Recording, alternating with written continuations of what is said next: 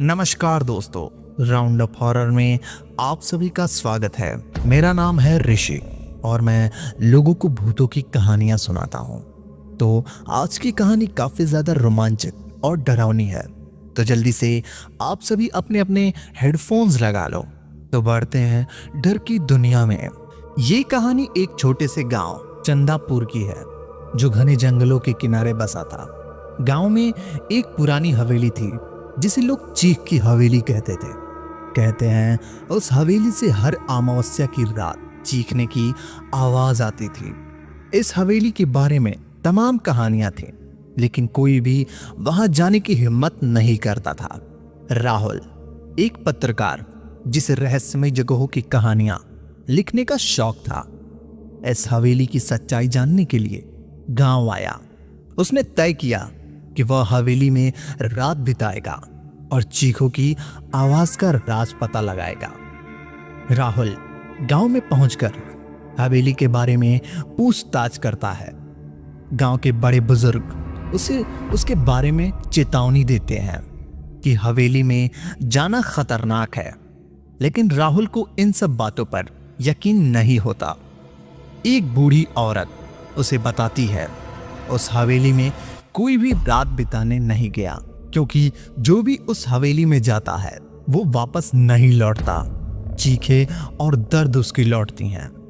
राहुल ने ठान लिया कि वह इस डरावनी कहानी को दुनिया के सामने लाएगा। शाम ढल चुकी थी। राहुल ने अपना कैमरा और टॉर्च लिया और हवेली की ओर चल पड़ा। हवेली की खस्ता हालत देखकर उसका दिल थोड़ा डगमगा गया, लेकिन उसने खुद को संभाला। दरवाजे पर बड़े बड़े जाले और पुरानी लकड़ी की निशान थे। जैसे ही उसने दरवाजे को धक्का दिया, एक भयंकर आवाज के साथ दरवाजा खुल गया। अंदर घना अंधेरा था। उसने टॉर्च को जलाई और कदम अंदर रखा। हवेली के अंदर का माहौल डरावना था। दीवारों पर पुरानी पेंटिंग्स थी जिसमें अजीब सी आकृतियां बनी हुई थी। राहुल जब एक कमरे में गया तो वहां फर्श पर खून के धब्बे थे। तभी उसे एक ठंडी हवा का झोंका महसूस हुआ और खिड़की अपने आप खुल गई। खिड़की के बाहर देखते ही उसने किसी के काले साए का भागते हुए देखा।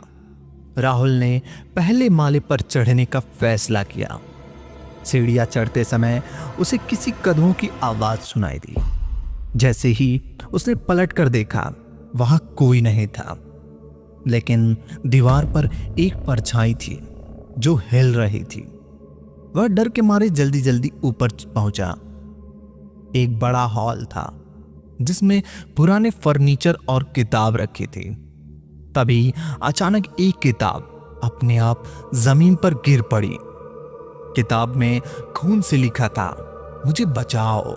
राहुल को समझ नहीं आया कि यह सब क्या हो रहा है।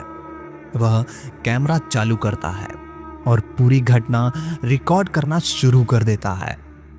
घड़ी के ठीक 12 बजते ही हवेली के अंदर अजीब अजीब सी आवाजें आने लगी। किसी के रोने की, किसी के चीखने की आवाज गूंजने लगी। राहुल को लगा कि ये सब उसकी कल्पना है, लेकिन तभी उसने देखा कि एक महिला की आकृति धीरे धीरे उसकी तरफ आ रही थी। वह सफेद साड़ी में थी, लेकिन उसका चेहरा खून से सना हुआ था। राहुल ने डर के मारे भागने की कोशिश की, लेकिन हवेली का दरवाजा बंद हो चुका था। दीवारों पर खून के उभरते हुए अजीब निशान। हवेली में अचानक आग की लपटें उठना और फिर गायब हो जाना। राहुल का खुद को एक अजीब कमरे में पाना, जहां हर तरफ तुम यहां से नहीं जा सकते लिखा हुआ था। हवेली के तहखाने में राहुल एक पुरानी डायरी मिली। डायरी में लिखा था कि यह हवेली किसी राय बहादुर विक्रम सिंह के थे। यह हवेली किसी राय बहादुर विक्रम सिंह की थी, जिसने अपनी पत्नी को संपत्ति के लिए मार दिया था, लेकिन उनकी पत्नी की आत्मा आज भी बदला लेने के लिए भटक रही थी। डायरी पढ़ते पढ़ते राहुल को महसूस हुआ कि उसके पीछे कोई खड़ा है। जैसे ही उसने मुड़कर देखा, महिला की भूत उसके सामने खड़ा था। उसने राहुल से कहा, तुम भी उसी तरह धोखेबाज हो, अब तुम यहां से नहीं जाओगे। राहुल किसी तरह से जान बचाने के लिए भागता है।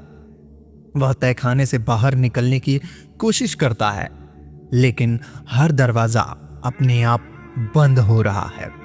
तभी उसे राजा का भूत दिखाई देता है, जो रानी की आत्मा को रोकने की कोशिश कर रहा था। दोनों आत्माओं के बीच एक भयंकर संघर्ष शुरू हो जाता है। राहुल ने मौका का फायदा उठाकर एक खिड़की से बाहर छलांग लगाई। राहुल किसी तरह गांव लौटता है। वह जिंदा तो है, लेकिन उसकी आंखों में डर बस चुका है। वह कैमरे में देखता है, लेकिन उसमें कुछ भी रिकॉर्ड नहीं हुआ था।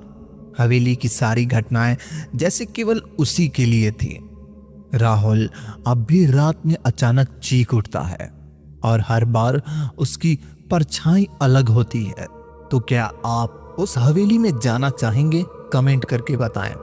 तो मिलते हैं एक और नई कहानी में। तब तक के लिए धन्यवाद। अगर कहानी पसंद आई हो तो वीडियो को लाइक और चैनल को सब्सक्राइब कर दो।